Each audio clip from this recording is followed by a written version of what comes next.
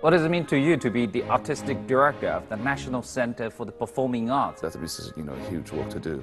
But I think this kind of responsibility, I should take it. So that's why I'm here. Otherwise, I stay in Europe or States. Which part of all these musical careers has the biggest influence on you? Every part is important for me because every part can change my life. This year, I realized one thing is most important for me. Maybe it will change my rest of life. I don't do anything for myself. I want to do something dedicated to the young generations. Good to see you here. This is basically your base, right? You're Yes. the artistic director of NCPA. Yes, and here's the rehearsal hall for the orchestra. What does it mean to you to be the artistic director of the National Center for the Performing Arts, the venue of classical music in China? That's just, for me, it means a lot. I feel much more the duty to do the things because and a lot of things to do. The planning for the orchestra season, planning for the opera, future, and to find the superstar or right cast for the new production operas, and control the level and how to make the logic work and between office and office because everybody is new here. So that means huge work to do. But I think this kind of responsibility, I should take it because that's why I'm here. Otherwise, I stay in Europe or States, just doing conductor. Everything is already done.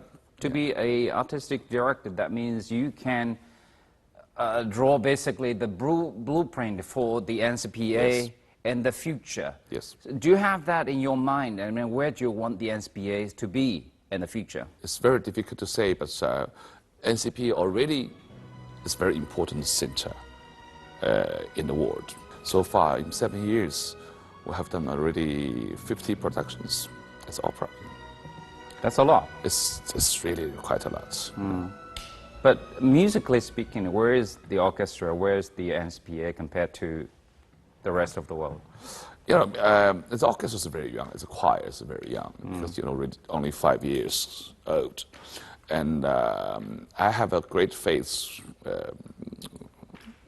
because the orchestra is only the average age is 30, the choir more or less the same. And that's fairly young compared to... Very young. Okay. Very young. Because compared to already, compared to Chinese orchestra, another Chinese orchestra, you see National Symphony Orchestra, National Philharmonic, and the Shanghai Symphony Orchestra. We are more or less the same levels. Yeah, and they are already, average is 40, 45, and another advantage that we have is that we're lucky because we're very busy. But busy for schedule. Yeah, for schedule. That's okay, good. Busy for schedule, so that means we working normal program. I mean, opera concerts. That's we have a very good financial support from the the governments in the Beijing city, yeah, and then so we don't need to make commercial concerts. All Chinese orchestras they need to do commercial concerts to maintain their salary. So that means we can do always professional work. Commercial concerts sometimes it's not good for orchestra. It's some pieces not good to play. Some pieces is not good, interesting for the orchestra training, and very tired of traveling concerts, and then they have the willing to make music is disappeared. In this case, we have great advantage, and in this case, after 10 years, what happened? So that's the difference. Well, it seems NCPA has everything in place. You have the venue. You've also attracted all these musicians from around the world, including all these heavyweights, including Zubin Mehta. He was here to do the Aida. Yeah. Why do you think there is the boom of the classical music market in China? Economic.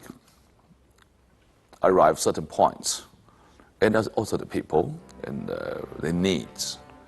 you know, not entertainment. Okay, entertainment kind of thing is pop music. Spiritual pursuit. Spiritual pursuit. That's the most important things in that recent five years or 10 years. Just a boom, just 40s, 50, you know, facilities, you know, is happening. That's very good. My parents and my professor Zheng Xiaoying, you know, she told me, you know, Jia, what lucky you are, you know, lucky you are. That's we dreamed all the, you know, Li Delun, Han Zhongjie, Zheng Xiaoying, you know, all the pioneers, all you know, we dreamed have a theater like this, but in our life never happens, but happened to you. So that is really, really good things. Also for the musicians, for the audience. The economy is there, all these elements are in place, and that is why this is happening.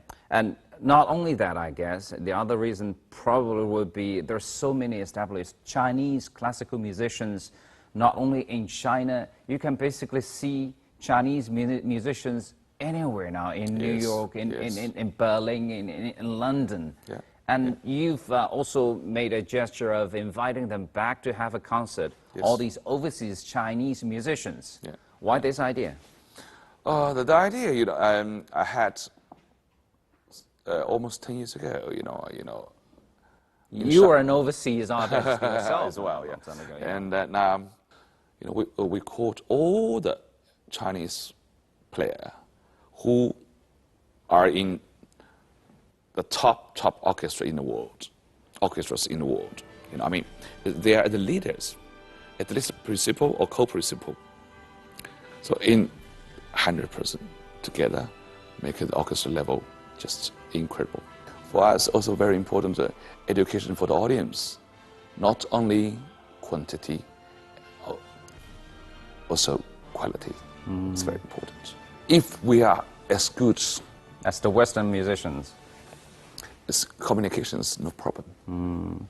Just the same things. If you know from you know, or South America or South America or Africa, you know, some country they're playing Peking opera, yeah, they sing as good as us. That's with, you know, with NCPA orchestra last year, we did a North America tour, and the tour in New York and in Washington, we had a great success. Music is more powerful in that case. Of course, that's a soft power, so important.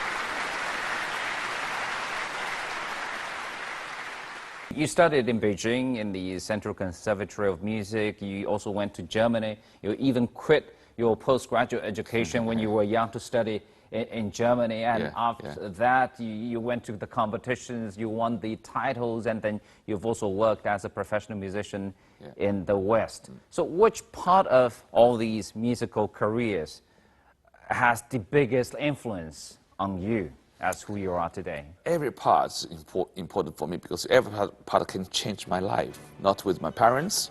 You wouldn't actually choose the musical journey, right? Yeah. If I don't move to Beijing, I don't enter conservatoire. I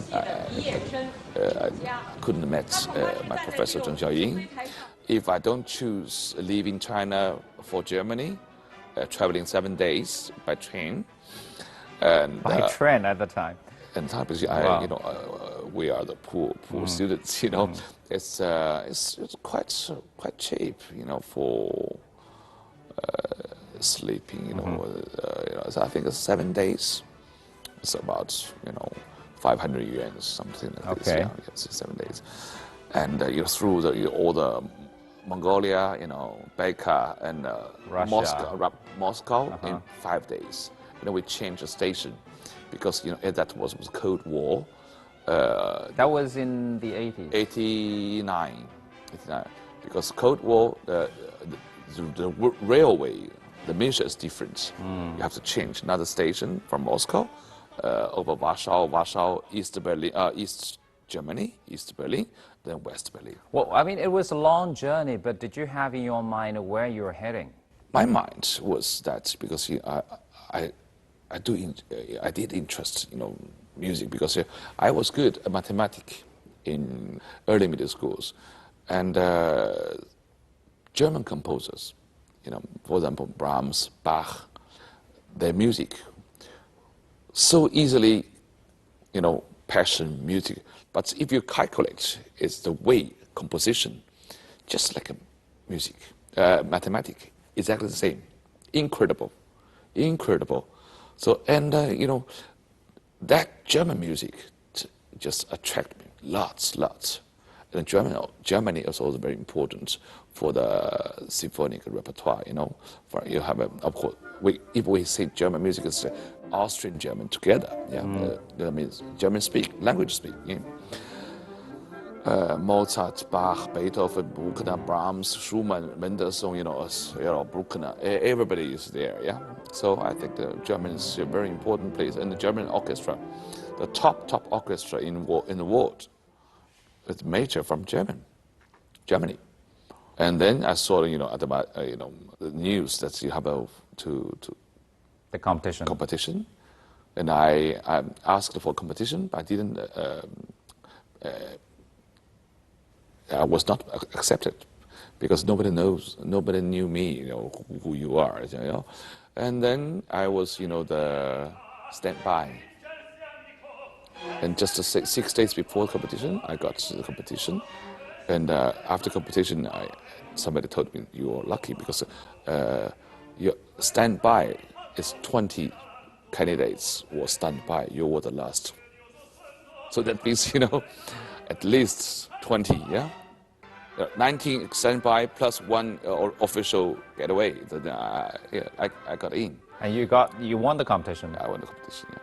So do you believe it's all destiny then?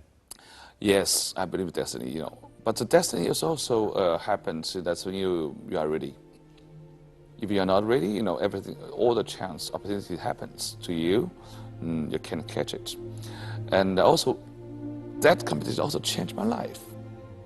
Because the president of the jury, he was, the president of the Florence Opera House. And he told me that, okay, 2 years later, I would change to another opera house as president. Would you like to come? How old were you at the time? 24. 24, and you were invited by that president to be a conductor of a Florence opera orchestra. Yeah, but he told me in 2 years, after 2 years. So I got my first job, Italian Opera House at Trieste, Giuseppe Verdi Opera House, when I was 26. But the thing, it's Florence. That's like the birthplace of Western opera. Yes. How did it feel? I mean, it's like a Western, Italian coming to Beijing, say, to be the conductor, to be the artistic director of Peking Opera House in Beijing. For me, a little bit shocked. It's not shocked. It's, of course, I'm happy, but it's also shocked because I didn't speak Italian. But I was so confident. That's because in Italy I can learn and make a lot of things happen.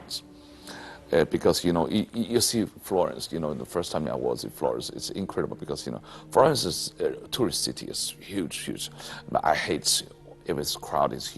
But I do like in summertime, morning 5-6 o'clock, already daytime lights, but nobody in the streets. The total silence. I can say, okay, 500 years ago, Dante was here. Michelangelo. Michelangelo's here. Boccaccio's here. Wow. It's a very artistic city. Incredible. You see, Paris is fantastic. Everything is. great, you know, all the structure, everything is in French. They are very good. You know, French people, they are so good to setting their story and everything. So, yeah, they are great talent. But after Paris, and you two come to Florence, you see, Paris is quite new, too new for me. Florence, you see. But then Florence, you go to Rome, you see, wow, Rome, you know, from 2,000 years ago to 100 years ago, Mussolini times, everything's there. So that's, Italy is incredible. For me, it's Germany, Italy, the two countries, for me, influence a lot. But if you come back to your Florence story, I mean, this is such an artistic city with such a long history of art. I mean, all these musicians in the orchestra, they must be very proud of their traditions, you know. And then all of a sudden they have a conductor from a country called China, far, far away. Yeah. I mean, was it difficult for you to convince them musically? It's not, because they are, you know, in Florence, in Trieste, I was two positions, you know, Trieste Opera House, Florence Orchestra, and it's not difficult for me because, you know, they are very kind to me, and then they're friends, they're musicians, you know, musician. I mean, orchestra and conductor is opposite way, yeah. Natural rivals. Why you stand there, say everything we have to do, you know? Yeah. Exactly. Yeah. Only one thing is the music. If your music, the way, convince them, no problem. I mean, as a music, as talent, as a tradition, and as fantasy, you know, imagination, yeah. Then, and also your talent, everything. So wow, good. That's good. That's also, of course, for conductor, 26 is maybe. The best time is 45 to 65. This 20 years is best time for the conductor. So that was so good, very good. And also I learned very quickly for the Italian as language, as a repertoire, or the opera repertoire. So far I have over 60 opera repertoires. So what is the, say, biggest gain out of your experience, your stay in Europe, either in Germany or in Italy? Two things, because, you know, in Germany, Italy, I learned a lot of, and I understand, you know, for example, German music and Italian opera, for me, just like in my blood. Now it's no question of style, which style, you know, because I went to the Alpine mountain to listen all the people singing, local people, village people, yeah, mountain village people, singing choir, how to play their instruments. I went to Italy, in Napoli, and to Florence, everything to understand Rossini and tradition, you know, Pesaro. How's Italian opera come from, and what kind of style, you know, bel canto style and Verdi style, and all realism, you know, Puccini, Giordano style, and even so that means for me a lot. And also I like, you know, history and culture. I read a lot of books about, you know, Roman time, German times, to enrich myself. Incredible. I like it very much. Another thing is to gain simple, fresh heart. Never changed. There are a lot of people, you know, friends, okay, oh, Maestro Lyu Jia, you know, I never seen you 20 years, you never changed. Of course, everybody changed, you know, age changed. But the spirit and the heart never changed. That's the most important thing. On your musical journey, you've also mentioned some very important figures who might changed your life. You mentioned your father. You mentioned Professor Zheng Xiaoying. I mean, what is the influence from your father first? Oh, my father, you know, because he's a conductor, he wanted me to be a conductor. So basically, he made that decision. My son is going to be a conductor in the future. Yeah. This is a Chinese tradition, you know. The young son never make their destiny by themselves, you know. of course, I was very young, only 10 years. Were you rebellious at the time? No. I was good kid. To be a good son, yeah. Good son, good son. My father has had, I have a very good ear, absolute pitch. From young, it's 10 years, so it's not it's very rare to open, without music education, already absolute pitch, and can he listen to every notes. So that, can't waste this talent. You have to study. So of course, the conductor is very, but it's still the technique, how to move your arm and hands. This is okay. You can train. I was trained by my father, so that was good, because a lot of conductors maybe they hadn't good training for basic technique. So a lot of problems with arm from this, but so far never problem. What is the most important lesson that your father told you to be a conductor, to be a good conductor? My father, he said discipline, was discipline. Because my father told me German discipline is your rule. That's also maybe. That's why you went to Germany. I went to Germany, because my father, every day, 8 class, 8:30, 9:45. Everything is right down. You followed to your father's instructions, word to word. Yeah. Also physical training. I was running. When I was 20 years, I did twice marathon.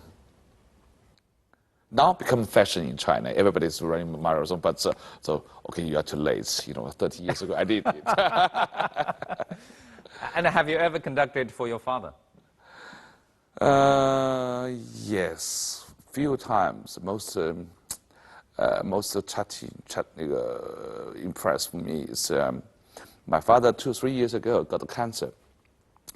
And after his cancer and after our operation, he was so weak. But that was, the National Army Band, 军乐团, has, 80 years or 60 years anniversary. And he very difficult, moved to stage, conducts 2 pieces. And that day is his birthday. And I did birthday song with orchestra to him. It's a surprise. He didn't realize that. He didn't. No, he didn't know before. Yeah, it was a very sweet story. I mean, 2-generation conductors, and he telling you all these lessons, and you conducting actually personally for him to celebrate his birthday. Yeah. What did you think at the time on stage? Very emotional, because he just got operation. It's also big operation, and had cancer. It's not early. It's or middle late, but did very well. So, but still very weak. Just a week or 2 weeks after his operation. So that is a huge thing for him, for me as well. Yeah. Is that also what you're going to pass on to your own kids? I don't think so, because now it changed, because the world changed a lot. I let them decide themselves for future. I can give you advice. Right. The music is, but you need to love it, because it's difficult. I don't want to, because I'm lucky, and my father's he is lucky, because under force. Okay. It's maybe too heavy to say that I have to practice. I had to practice everything, but fortunately, I fell in love with music. But if opposite way, another story, then different. It will be a tragedy then. Tragedy, because you're waste of time. You wasted a lot of things. You practice all the energy. The most things you lost your passion, the love. That's the most important thing. Because even one day, one young guy practiced 4 or 5 hours, as piano or the violin or something else. In 20 years, how many languages you can learn? How many books? But maybe as music, if you don't like music, if you have no talent, maybe this training 20 years, after 20 years, you got it. Nothing. It's a waste of time and energy. Yes. What about Professor Zheng Xiaoying? What is her influence to you? The most important from her is so strong personality and willing to do. Never give up. Never give up. He's always doing the try her best.